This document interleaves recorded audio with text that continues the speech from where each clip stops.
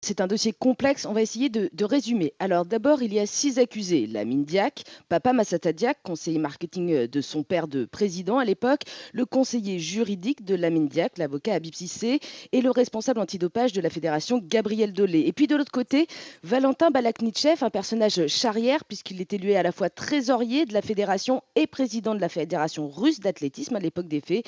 Et enfin, Alexei Melnikov, un entraîneur de course de fond russe. Alors seuls 3 d'entre eux, hein, on le rappelle, Lamine Diack, Habib Cissé, Gabriel Dolé sont présents à l'audience.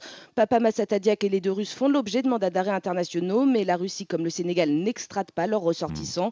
Les 6 hommes sont en tout cas accusés donc d'être impliqués dans ce système de corruption à divers degrés. On parle de corruption active, c'est-à-dire celui qui corrompt, passive, celui qui est acheté, ou encore complicité de corruption. Alors justement, en quoi consiste ce fameux système de corruption selon l'accusation? Alors, pour l'accusation, en fait, au cœur, il y a d'abord une accusation principale qui naît d'une double situation de crise. On est en 2011 et d'un côté, il y a une situation financière catastrophique pour l'I2AF qui doit urgemment trouver des sponsors.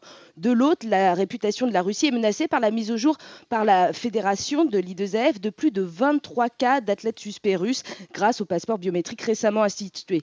Une situation, hein, d'autant plus embarrassante à l'époque puisqu'on est à la veille des JO de Londres et surtout des mondiaux de 2013 d'athlétisme organisés justement à Moscou.